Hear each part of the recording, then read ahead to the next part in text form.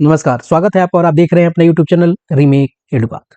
यदि आप head teacher हैं, हेडमास्टर हैं, कंप्यूटर शिक्षक हैं, डाटा एंट्री ऑपरेटर हैं, बीआरपीज़ हैं, तो यह आपके लिए बहुत ज़रूरी वीडियो है। मैं आप लोगों को क्यों अंडरलाइन कर रहा हूँ? क्योंकि ये जो काम इस वीडियो के माध्यम से जो बताने जा रहा हूँ, ये करने आपको होते हैं। आप इसे विद्यालय में एग्जीक्यूट करते हैं। रही बात शेष लोगों को, तो क्या ये वीडियो छात्र-छात्राओं, शिक्षकों के लिए नहीं है? बिल्कुल उनके लिए भी है। क्योंकि छात्र-छात्रा जो है इससे वो लाभुक हैं, इससे वो उनको लाभ मिलता है, तो वो ये जान जाएँ। शिक्षक इसलिए क्योंकि वो कोई न कोई शिक्षक किसी न किसी वर्ग का वर्ग शिक्षक होता है। तो उसके वर्ग में अगर किसी बच्चे को लाभुक आधारित योजनाओं के लाभ से उनका बच्चा अगर वंचित है उनके वर्ग का, तो क्यों वंचित है, ये उनको जानना ज़रूरी है। अगर कोई छात्र यदि आप छात्र हैं, छात्रा हैं और आपको कोई लाभुक आधारित डीबीटी आधारित जो डायरेक्ट बेनिफिट ट्रांसफर के माध्यम से आपको लाभुक योजना के लाभ नहीं मिला, तो क्यों नहीं मिला? इसलिए ये वीडियो आपके लिए भी है।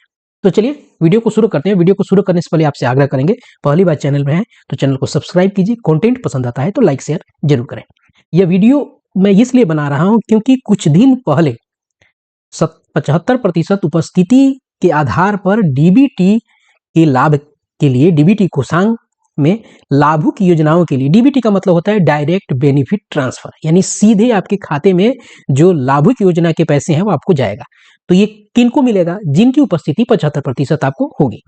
तो इसके लिए विद्यालयों में 75% उपस्थिति की एंट्री की गई थी और इन योजनाओं के लाभ के लिए उन सारे बच्चों को ई शिक्षा कोष के माध्यम से 75% उपस्थिति को आधार मानते हुए यस और नो किया गया था।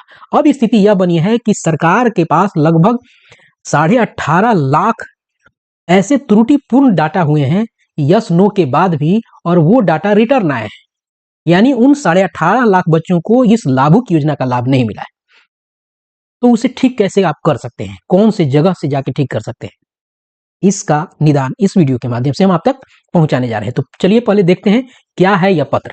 यह पत्र आपको है 342 18/12/2025 को यह पत्र निर्गत हुआ है संक्षिप्त सचिव सह प्रभारी पदाधिकारी डीबीटी कोषांग शिक्षा विभाग बिहार पटना, और लिखा गया है सभी जिला शिक्षा पदाधिकारी, जिला कार्यक्रम पदाधिकारी, योजना लेखा बिहार को। और लिखा क्या गया है, चलिए जरा हम इसको देख लेते हैं, उसके बाद इसके निदान पे हम पहुंचते हैं। इसमें विषय क्या है, विषय को हम जान लेते हैं तो मेरी जो इंट्रोडक्शन में इंट्रो में जो मैंने बात कही थी वो इससे पुष्ट हो जाएगी। विषय है लाभुक आधारित योजनाओं का लाभ प्रदान करने हेतु 75% उपस्थित छात्र छात्राओं के त्रुटिपूर्ण डाटा के त्रुटियों का निराकरण कर ई शिक्षा कोष पोर्टल पर अपलोड करने के संबंध में, यानी 75% उपस्थिति के आधार पे जो डाटा अपलोड किया गया था उसमें कुछ त्रुटिपूर्ण डाटा है, तो उस त्रुटिपूर्ण डाटा का निराकरण करके कैसे ये शिक्षा कोष पोर्टल पर अपलोड करना है, इसी के संबंध में ये वीडियो है और ये पत्र भी वही कह रहा है। अब आगे देखते हैं क्या है। उपर्युक्त विषय के संबंध में कहना है कि वित्तीय वर्ष 2025-26 के अंतर्गत लाभुक आधारित योजनाओं के लाभ प्रदान करने हेतु 75% उपस्थिति, यहाँ ऑफिस में भी गलती लिखी जाती है, वाले कुल 18,98,373, यूं समझिए 19 लाख छात्र छात्राओं का त्रुटिपूर्ण डाटा एनआईसी पटना के द्वारा वापस किया गया है। जी हाँ, ये आपके अपने पोर्टल पे दिखेगा। त्रुटियों के निराकरण हेतु छात्र छात्राओं का डाटा ई शिक्षा कोष पोर्टल पर अपलोड कर दिया गया है। अतः अनुरोध है कि छात्र छात्राओं के डाटा की त्रुटियों का निराकरण करते हुए दिनांक 31/12/2025 तक ई शिक्षा कोष पोर्टल पर अपलोड कराने की कृपा करें, ताकि छात्र छात्राओं की योजनाओं का लाभ प्रदान किया जा सके। आपको कृपया इसे सर्वोच्च प्राथमिकता दें। अब तो बात आ गई कि 19 लाख के करीब बच्चों के जो उपस्थिति 75% वाला डाटा डाला गया था उसमें त्रुटिपूर्ण है। 19 लाख कम नहीं होते, इसको 31/12 तक सुधार कर देना है ई शिक्षा कोष पोर्टल पर और अपलोड कर देना है।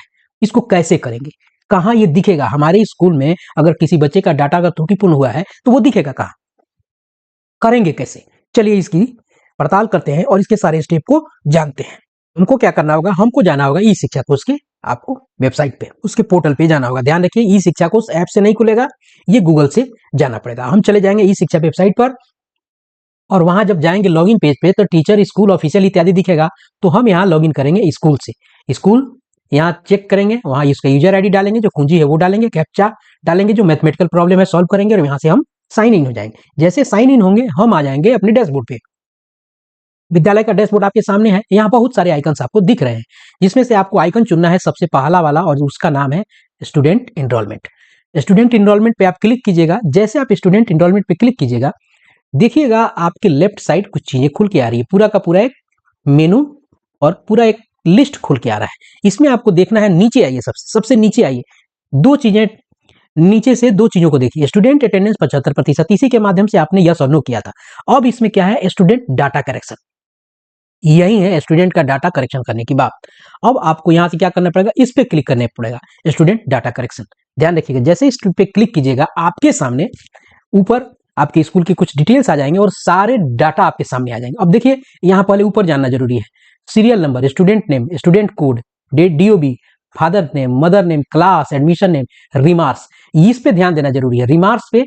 और ये अपडेटेड, ये अगर आपने अपडेट कर दिया है तो यस होगा, और अपडेट नहीं हुआ है तो नो। और एक्शन यानी कहां से करेंगे, तो यहां से आपको बेसिकली जानना, इन्हीं 4 पे काम करना है। अब देखिए रिमार्क्स में क्या है, रिमार्क्स में पढ़िए, ये जो बच्चा है, जो भी नाम इसका है, यहाँ क्या लिखा है, name not match as per account given neither student nor आपको पेरेंट्स। यहां कहा गया है कि जो नाम दिया गया है बैंक में, वो नाम या तो बच्चे का दिया गया है या पेरेंट्स का दिया गया है, वो मैच नहीं कर रहा है।